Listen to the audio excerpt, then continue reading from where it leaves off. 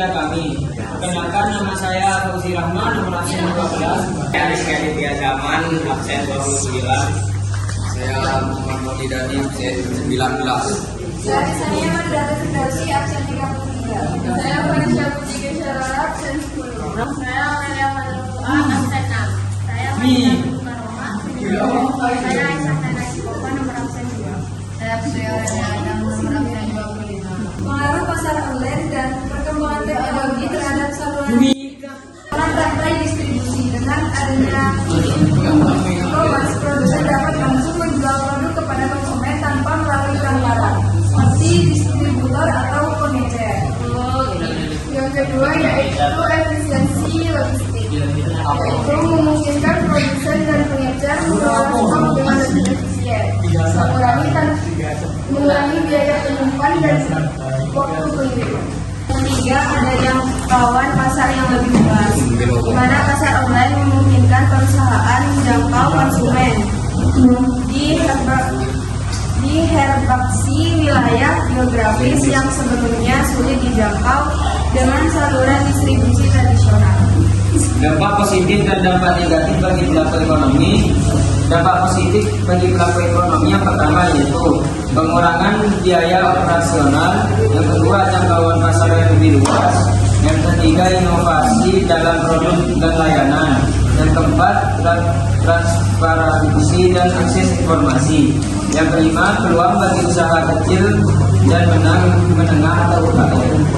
Dampak negatif bagi pelaku ekonomi yaitu persaingan yang ketat dengan lapangan kerja di sektor tradisional, tergantungan pada teknologi, risiko, keamanan dan privasi, pergeseran dari pengalaman kerja fisik ke digital. Mungkin ada yang ingin ditanyakan? Iya, absen 14. Saya ingin bertanya ke kelompok 2. Bagaimana cara memulai berjualan secara online? Jadi saya akan menjawab pertanyaan dari Aini. Cara memulai penjualan secara online itu bisa dari rumah itu. Jadi kita misal mau jual baju, jadi kita itu jual dari rumah dulu, dari WA, bisa di SB, ke teman-teman gitu. Terus kalau sudah ramai baru bisa dijual di Shopee, Tokopedia dan lain dari aplikasi penjualan. Ya, Mungkin ada sanggahan. tidak. Apa masalah-masalah saat membangun usaha online? Dan perbedaannya terhadap yang usaha-usaha yang online yang biasa. Mungkin saat awal-awal pasti kayak sepi, terus mungkin belum banyak dikenal orang, mungkin itu Mulai dikenal banyak orang, jadi itu masalah awal dari masalah awal dari penjualan. Bukannya kalau jual di usaha biasa juga sama kan? Bedanya apa bedanya? Di pasar online itu kalau belum ramai pasti orang merasa ragu karena ini toko baru dan mungkin takut kena tipu. Kalau secara langsung mungkin bisa melihat barangnya dan juga kainnya, produknya. Kalau merasa cocok mungkin bisa langsung ramai. Kakak tadi membahas tentang sepi, tapi kan zaman sekarang sudah ada yang namanya pemasaran secara daring, kayak buat video katalog atau disebar-sebar di sosial media. Nah, ya itu kalau pasar online kalau awal-awal walaupun ada video pembuktiannya, nah sering terjadi ada penipuan seperti kainnya berbeda dari yang dibicarakan atau yang tertera di produk tersebut. Nah, cara meyakinkan konsumen itu biar konsumen itu percaya, oh ini bagus, itu gimana caranya? di deskripsinya kita pilih ini barangnya seperti apa, terus di komennya biasanya juga Nah mungkin juga bisa kita itu untuk membayar artis untuk mencoba produk itu dan untuk menjelaskan kalau ini kayaknya bagus dan terbukti benar ya endorse.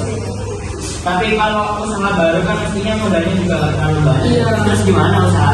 Untuk mengendorse artisnya itu gimana kan, untuk mengeluarkan duit lagi itu kan modalnya juga dari mana? Soalnya kan kebanyakan artis itu ada yang berbeda-beda harganya untuk mengendorse seperti Ya itu, kalau modal itu sesuai apa misalnya tidak ada modal.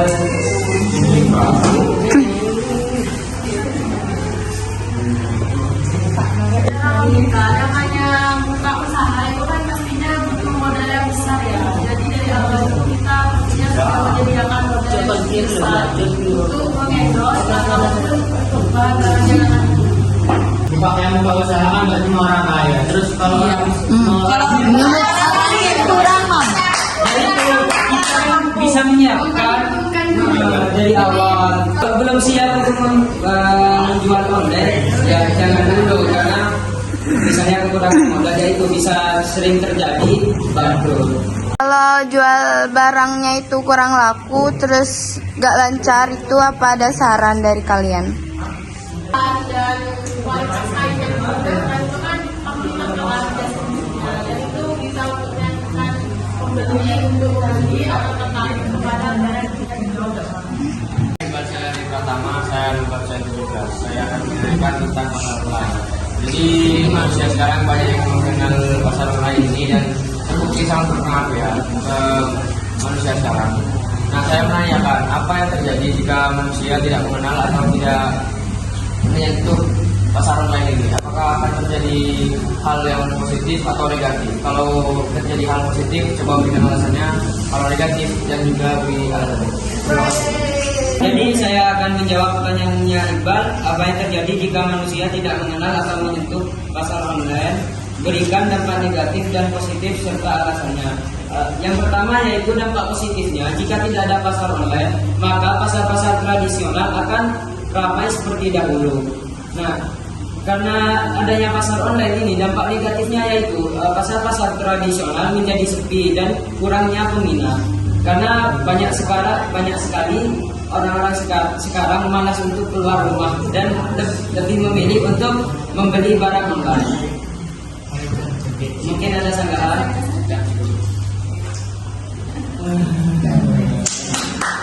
Sekian dari kelompok kami, mohon maaf jika ada salah kata. Wassalamualaikum warahmatullahi wabarakatuh.